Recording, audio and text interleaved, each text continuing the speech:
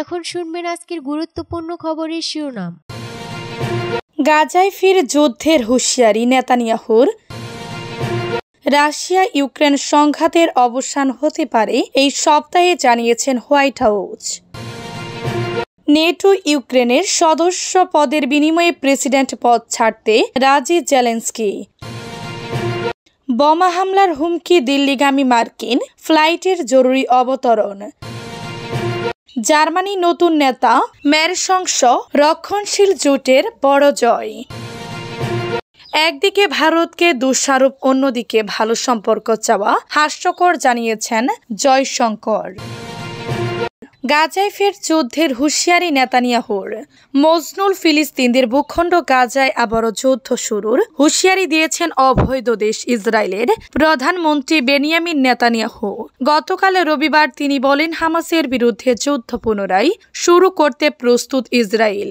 অন্যদিকে হামাস অভিযোগ করেছে ফিলিস্তিনি বন্দীদের মুক্তি স্থগিত করে ইসরায়েল 5 সপ্তাহের গাজা যুদ্ধবিরতিকে বিপদের মুখে ফেলছে। সৌদি আরবের সংবাদ মাধ্যম আরব নিউজ জানিয়েছে, যুদ্ধবিরতির প্রথম ধাপ মার্চের শুরুতে শেষ হবে। তবে পরবর্তী ধাপ কিভাবে বাস্তবায়িত হবে সে বিষয়ে কোনো চূড়ান্ত চুক্তি হয়নি। যুদ্ধবিরতি চুক্তি নিয়ে নতুন উত্তেজনার পর ইসরায়েল পশ্চিম তীরে ফিলিস্তিনি যোদ্ধাদের বিরুদ্ধে সামরিক অভিযান বাড়ানোর ঘোষণা দিয়েছে।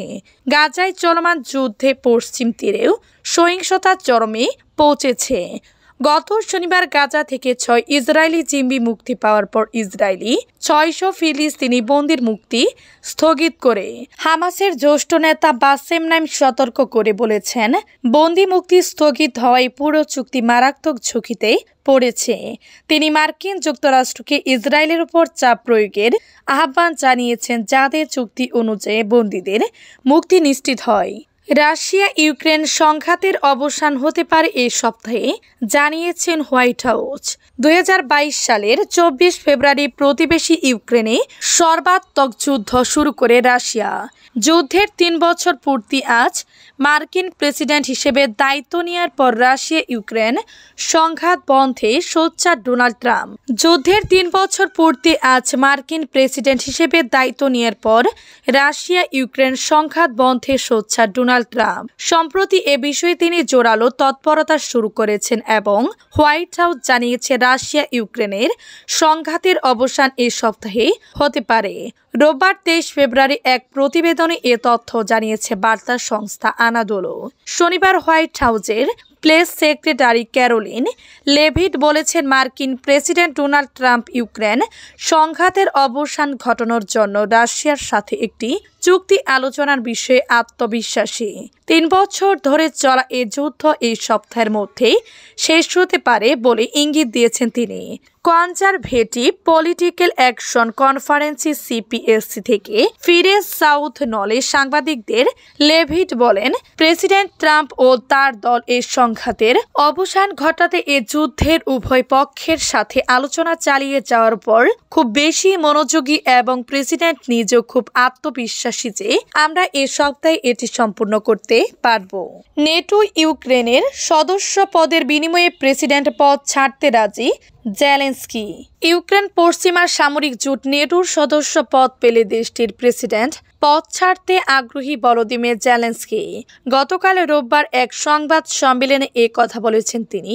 যুক্তরাষ্ট্রের প্রেসিডেন্ট ডোনাল্ড ট্রাম্প জেলেনস্কিকে একজন স্বৈরা শাসক আখ্যায়িত করার পর তার এমন আগ্রহের কথা সামনে এলো।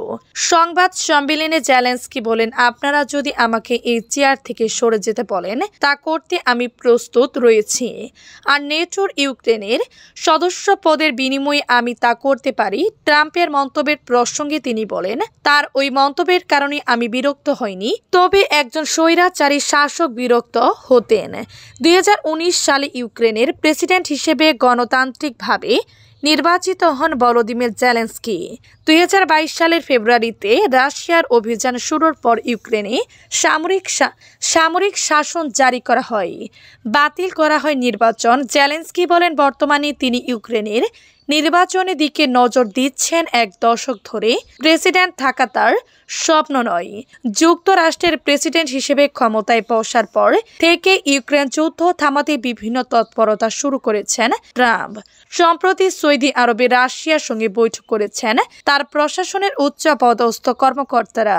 তবে ওই আলোচনায় ইউক্রেনকে যুক্ত করা হয়নি। দেশটির প্রেসিডেন্ট জেলেনস্কি নিয়ে বিভিন্ন আক্রমণাত্মক কথা বলেছেন ট্রাম্প। বোমা হামলার হুমকি, দিল্লিগামী মার্কিন ফ্লাইটের জরুরি অবতরণ।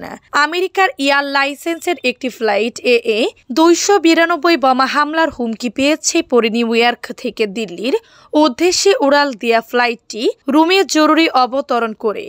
আমেরিকার এয়ার লাইসেন্স কর্তৃপক্ষ জানিয়েছে ইমেইলি হুমকি পাওয়ার পর নিরাপত্তার জন্য ফ্লাইটটি রোমের ফিউমিচিনো বিমানবন্দরে জরুরি অবতরণ করে। ভারতীয় সংবাদ মাধ্যম জানিয়েছে ড্রিমলাইটার গতকাল রবিবার নিউ ইয়র্কের জন এফ কেনেডি আন্তর্জাতিক বিমানবন্দর থেকে যাত্রা শুরু করে। কাস্পিয়ান সাগর পার হওয়ার পর বোমা হামলার হুমকি আসে। এরপর ফ্লাইটটি ইউরোপের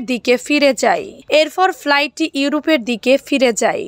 সূত্র মতে রোম বিমানবন্দর থেকে নিরাপত্তা ছাড়পত্র পাওয়ার পর ফ্লাইটটি আবার দিল্লির উদ্দেশ্যে যাত্রা শুরু করবে।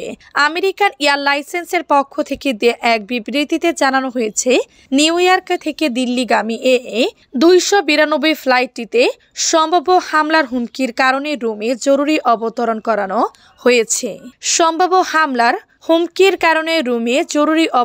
করানো হয়েছে।